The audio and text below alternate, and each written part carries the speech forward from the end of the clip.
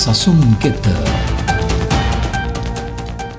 දෙවියන් වහන්සේ යොෂුවට කතා කරපු පළමු දවසේ මුලින්ම ඔහුට ලබා දුන්නේ මරණ දැන්වීමක්. මාගේ මෙහිකරු වූ මෝසෙස් මලේය.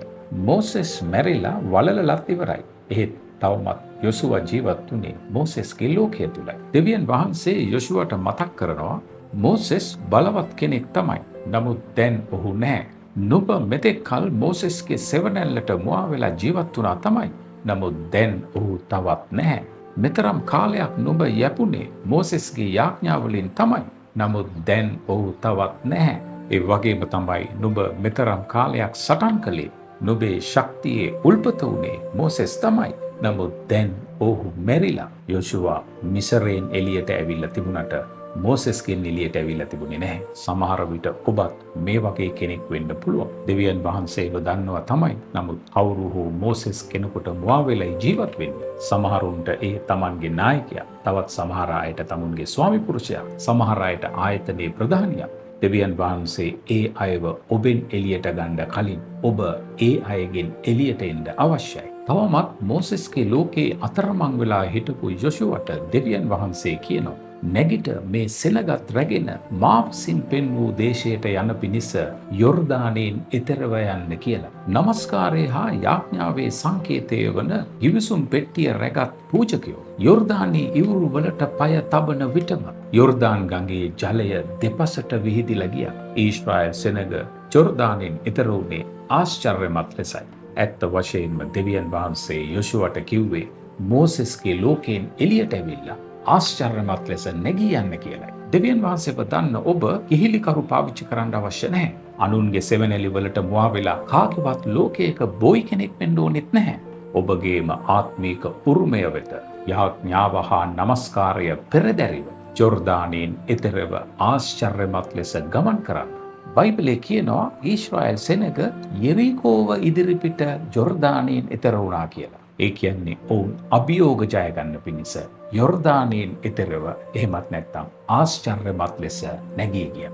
යෙරිකෝ පවුර බිඳ දමන්න, හායි නුවර අල්ලා ගන්න, අමලෙක්වරු පරාජය කරන්න, අමෝරිවරු සමග යුද්ධ කරන්න, යෙබුසිවරු යටත් කරගන්න, පෙරිස්සිවරු පළවා හරින්න, හිත්තිවරුන්ව විසිරුවා හරින්න, කානානිවරුන්ව වහල් කරගන්න, හෙවීවරුන්ව පරාජය කරන්න, ආනක්වරුන්ව පියවද්දන්න, ගිර්ගාසිවරු අල්ලා ගන්න. ඔවුන් ආශ්චර්යමත්ව යොර්දානයෙන් එතර විය යුතුව තිබුණා. මතක තබා ගන්න. ජයග්‍රහණය නමස්කාරයට පසුවයි. වෙහෙස හා මහන්සියටත් සමහර ප්‍රතිඵල තිබෙනවා. නමුත් කිතුණුවන්ගේ ජීවිතේ ජයග්‍රහණ යාඥාවේ හා නමස්කාරයේ එහෙමත් නැත්නම් ආශ්චර්යමත් ලෙස ගමන් කිරීමේ ප්‍රතිඵලයක්. ඔබ දන්නවද යොර්දානයෙන් එතර වුණු ඊශ්‍රායල්වරු රජවරු 31 දෙනෙක්ව පරාජය කරනවා. රතු මුහුද පමණක් නොවේ යොර්දානයත් ආශ්චර්යමත් ලෙස එතර වූ බව දැනගත්තම අවට ජාතීන්ගේ සිත් දිය වෙලා ගියා කියලා බයිබලයේ කියනවා.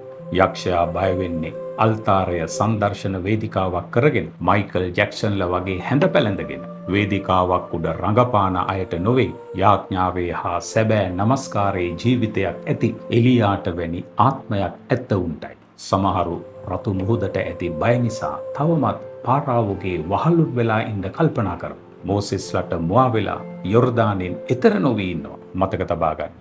පොරොන්දු දේශය අයිති කරගන්න ආශ්චර්යමත් ලෙස නැගී ආ යුතුව තිබුණා. හේබ්‍රෝන් හිමි කරගන්න, හර්මෝන් කන්දට පිවිසෙන්න, ලෙබනන් මිටියාවත මැදින් ගමන් කරන්න, ගෝෂයෙන් රට අයිති කරගන්න, අරබා සමභූමිය පසු කර යන්න, ගාසා, බෙතෙල් හා ගාද්හි පදිංචි වෙන්න, ගිලියඩ්, හෙෂ්බොන් හා යබ්බොක් බෙදා ගන්න, ලාකේෂ්, සේයිර් සහ දෙබීර් වලට පසහැට දාන්න, කාදේශ්, කර්මෙල් හා ලිබ්නා උරුම කරගන්න, මක්කෙදා, ගෙෂෙර් හා එග්ලෝන්, අපෙක්, මෙග්ගිදෝ හා ගිල්ගාල් ඇතුළු තවත් 100,000 ගණන් පළාත් උරුම කරගන්න. ආශ්චර්යමත් ලෙස යොර්දානයෙන් එතරව නැගී යන්න කියලයි දෙවියන් වහන්සේ යොෂුවට කිව්වේ.